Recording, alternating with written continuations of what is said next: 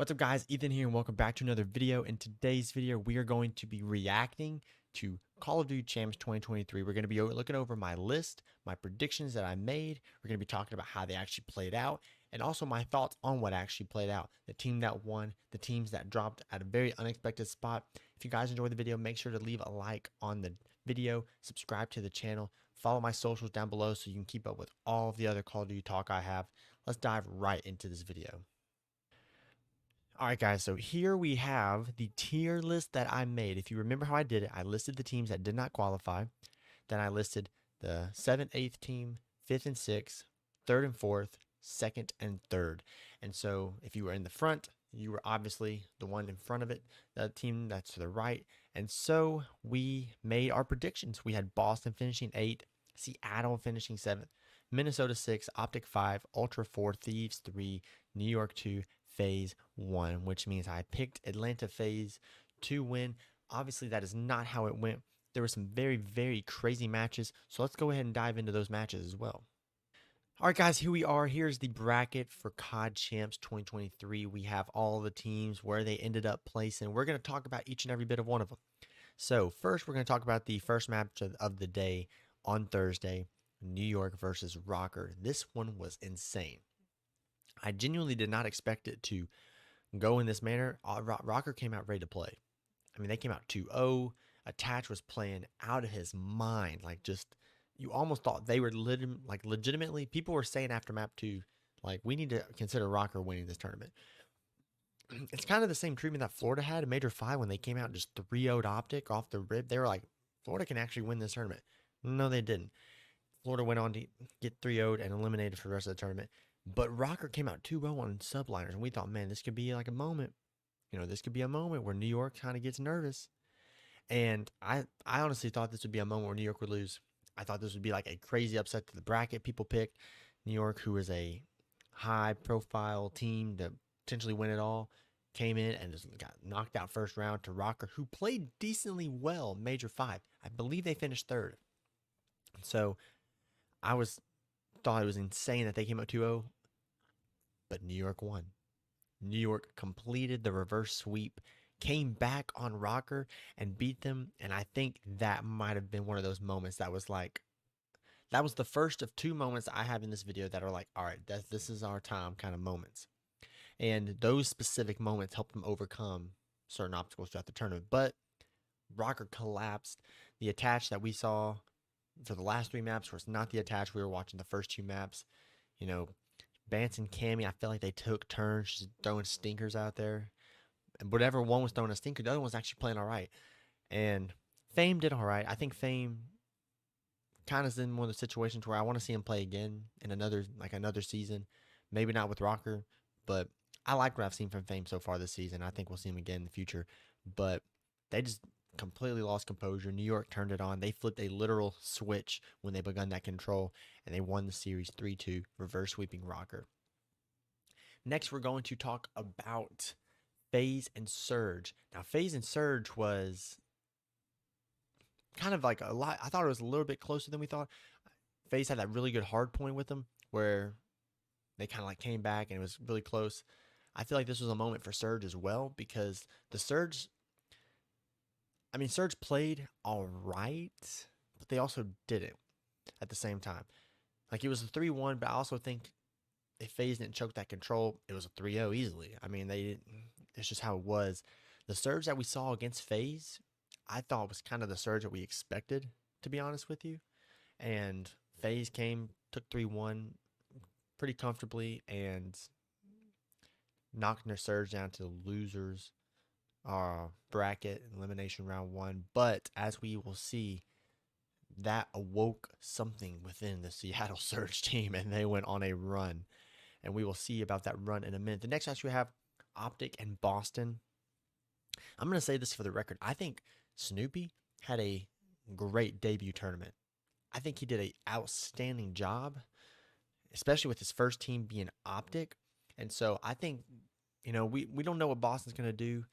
I'm going to make a whole separate video about Roster Mania coming out in about a week or so, once I get some information and try to see what's actually going to be going on.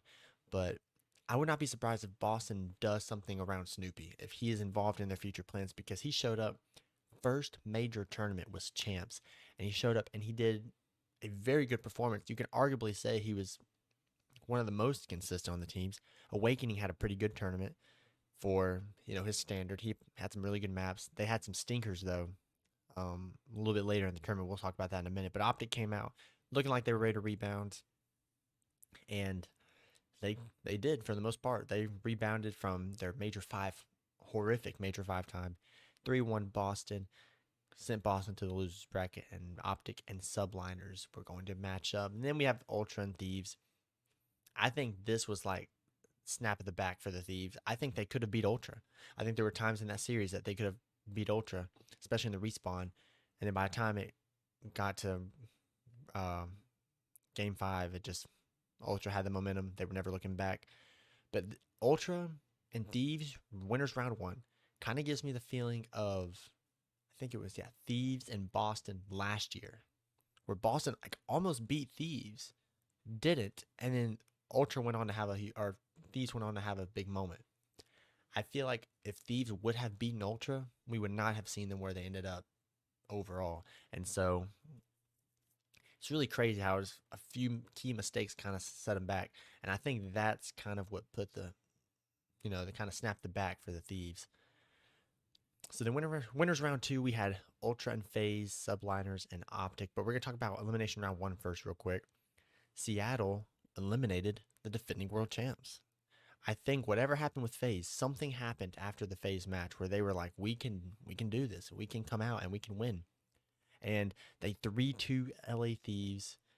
It was really crazy. I was watching it, and I can't remember if the Mac control play was against, I think this was against the Thieves. Whenever Mac had that crazy play on control, it could have been against Optic, and I'm just trolling because I can't remember. But you know what I'm talking about. 0.4 seconds. They hop on the point over there at A. They cap A. It's LCLO. They hold it over to B. I can't remember if it was Thieves or Optic. But those kind of plays were all around Seattle's play against Thieves and Optic. And it was just insane to watch them make this kind of run. It was really, really crazy. And then Boston 3-1 Rocker. I think Rocker kind of had their spirits broken after that hot start. I mean, they literally had a true hot start. This wasn't a phony start. You could say Minnesota or New York was just waking up, I guess, but like I really thought Rocker was, at least even though they lost, still could be competitive. And Boston just knocked them out. So with Thieves and Rocker being eliminated, they go out eighth and 7th place to a degree. Now I know they don't exactly list which one is 7th, which one is 8th. I'm going to list that myself for my post tier thing. I have Rocker 8th, dead last. They got reverse swept. They didn't really seem that competitive against Boston. And I have the Thieves 7 because I still think if you were to line LA Thieves up in Minnesota Rocker right now, at this current exact second, Thieves would win it. So I got Rocker 8 and Thieves 7. Let's talk about winners round 2. Ultra and FaZe really wasn't that close. It was, well, it was close to a degree in terms of what we saw in the Search and Destroy. So FaZe, can I click on it and see? Yeah. So FaZe came out and won map 1. Oh no, they lost map 1. How'd they make it? Oh, they won I'm thinking of a different embassy search. I'm thinking of the embassy search, I think, against New York. But FaZe didn't win a respawn. That's what it was. So FaZe gets slapped up and down by Toronto. Can't win a respawn. This is the first time Simp, I believe, is not playing in a winners finals for a tournament. And so they get knocked down to losers, and Optic gets 3-1 by New York. New York we had the crazy Mercado moment where Kismet just slipped right through, busted, I believe it was P2, and it cost Optic the game. In my opinion, that was just like a moment where they really couldn't come back from, and I think that really hurt them for momentum. You already been hearing rumors that they've been, we knew they were struggling in Major 5. You're already starting to hear rumors about, Optic Pred, who's going to be the one dropped for Optic Pred. You believe it's Hook, but also hearing Ghosty's name. I mean, literally, I think the day they played Surge, not saying this has any like actual meaning to the players on the stage, but like Rab dropped in a video, Tactical Rab, that Ghosty's not safe as well. And so it's just like that idea of, you know, they're really not, or he might have dropped it right before chance, but the idea of that is a few of those guys on Optic, specifically, I think Ghosty and not Shotzi, Ghosty and Hook, they probably just have a lot of fear right now of like, they don't know, they're playing for the spot. They don't know if they're going to be playing for Optic Texas next year. And so they go down to elimination round 2 after getting beat by Subliners, and Surge were hot. And I can look and see if, here, let's look. If it was an LSCLO control for the Thieves, then that'll tell me one thing. It was. Was it LSCLO control as well for Surge and Optic? I kind of think it was too. No, it was Hotel. Okay, so the Seattle moment that I was thinking about, hopping on the point, 0.4 seconds, 0.4 seconds on a point, capping it, getting it. Yeah, it was because it was Octane. They killed Octane. Fred stayed alive in the B-bomb room, and Matt got the kill on Octane. That was huge. I think that won him the game, so that was absolutely insane. After that kind of moment, I feel like Seattle's really here. They have the ice factor ready to go. And they showed up. Optic won the hard point pretty convincingly. Surge smoked him in Surge. Optic won, and then Surge won 2 straight and just kind of smoked him for the rest of it. But I'll say the Surge, the Civ clutch 1v3 on Mercado Search. Oh my gosh. Mercado Search. I can't even say it right. That was such a crazy play. I will never probably forget watching that play.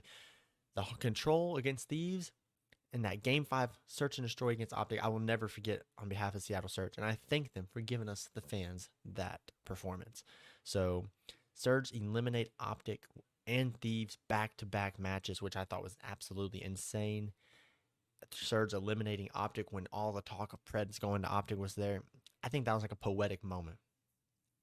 Then FaZe plays Boston. It's really not that competitive at all, and they take care of business 3-1. FaZe still at the time not able to win in control really at all. And I think they even took care of them pretty handily in all the other aspects, but then lost 3-1 control. Well, the hard point on Mercado, that one was a crazy nail biter, and I heard them saying that Boston should have had more people on the point. They did it, and Abizi came in, had a really crazy 2-piece, broke it up, got in there, and I think I saw specifically as it was like winding like for FaZe like 257, 247, 248.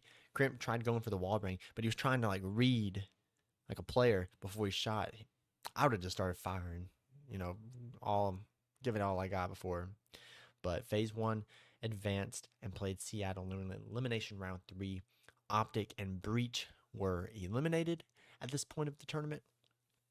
And I had Rocker 8, Thieves 7. I'm going to have Boston 6, Optic 5, which actually, if we can pull up, well, I already clicked out of it.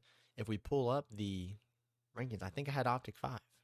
So there you go. I thought it would be Thieves eliminating them, not Seattle. So that was surprising, but I still had Optic going out at this point in the tournament. So then we have our Saturday matches. Some of those were Saturday matches as well, but we have the other half of them. FaZe plays Seattle. They win 3-1. At this point, I kind of felt like, all right, FaZe is kind of getting ready. They're getting ready for this rematch for either one of these teams. Ultra or Subliners were a rematch.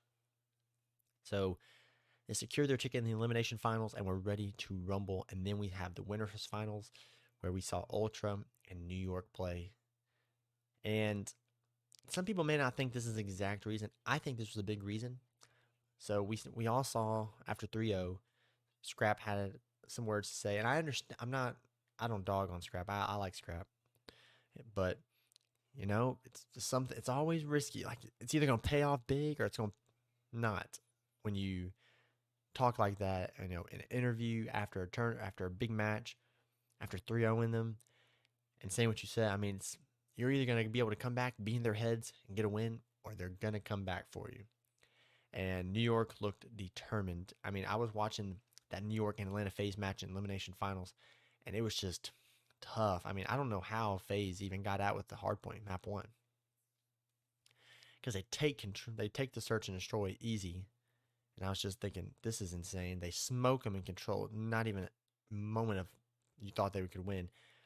And then Embassy Hardpoint, you could just, it kind of felt so flat. Like it felt like this in the control, but I was sitting there watching the match and I was telling people around me, I was like, it really feels like FaZe is almost giving up. Like it's just so flat. And this was even generous because New York had a bigger lead and FaZe was making a comeback, but it was just too late. It's almost like they gave up for a period of time, decided to try to come back on it, and it just didn't work. I'm not saying Atlanta FaZe gave up. I'm just saying it just looked so different for them. So New York comes in 3-1 FaZe. They go to the finals against Toronto, the team that sent them down. But after New York beat FaZe, Kismet was able to speak on what Scrap had said, and he said, I'm going to smoke him. He said, I'm going to smoke him. And by golly, they smoked him. I mean, it was, look at some of the stats here. I mean, Kismet dropped a 1.52, Skies a 1.51, Hydra a 1.29, Priest a 1.02. Priest on Composite was big enough, in my opinion, already. Kismet dropped 91 kills. And that is just insanely crazy to me. And I know people are going to say, you know, we're already hearing Toronto maybe making a move now, maybe making a roster change. They lost like this. But I wouldn't just immediately say it was Hixie. I know they're going to want to maybe swap Hixie. You might see Kleenex go. Maybe Scrap and Insight stay. Maybe it's just Scrap and they bring in 3 new players. But I don't know. I think Toronto's got a really good team. But I also don't think it's wrong for them to make a move. I just think if you're going to make a move, it's got to be all 3. Reset with Scrap. Get a new team. But I mean, it was just an utter annihilation. It didn't, like, these last 2 maps were the most competitive it were. I mean, like 250 to 84. What in the world? Like, what in the world? I mean, Kleenex had 10, I mean, they had 10 kills and a hard point. Priest had 9 deaths. It was positive. And that just blows my mind. And 6-1 search, 3-0 control. At this point, I'm like, we are on pace for one of the, this was the fastest grand finals ever. 250 to 236 on the hard point. I thought maybe we saw some more life in Toronto where if this hard point was here, then we'd have a great series. But with it being the 4th map, I was like, there's no way. There's no way. We're not even going to see these. We're not even going to make it to these maps. And then New York close it out on Toronto 6-4. And New York are your major, not major, they are your Call of Duty League 2023 champions. And so we have all the teams that competed in champs and first place prizes. So New York walked out of there with $1 million. First place prize. Toronto got $660,000. FaZe $320,000. And then it was just kind of evened out for the 2 teams that placed in each one of the lower levels. But it was absolutely insane. And I think we had an outstanding Call of Duty Champs tournament. And that, guys, my reaction video to Call of Duty Champs 2023. If you enjoyed the video, like I said earlier, make sure to like the video. Send this channel to a friend because we got a lot more Call of Duty content coming out for you this off season. Subscribe to the channel if you're new. Turn notifications so you know when I make a video. We will be dropping a Roster Mania video coming out very soon. Like I said, I'm going to get some information. I'm going to try to understand what's going on with Roster Mania. How are things going? Who's going where? I'm going to try to see what other people are saying and then be able to talk about it. I don't have the resources yet to maybe give my own, exclusive information. But one thing that I have that no other place has are my opinions. So I'll have my exclusive opinions on all the Roster Mania rumors, all the roster decisions that we will see coming out in the next few weeks here on the channel. So make sure you're subscribed and checking out this Call of Duty content. I will have a special guest on my Roster Mania prediction episode, so I cannot wait for that. Hope you guys have a great day, and I'll see you guys later.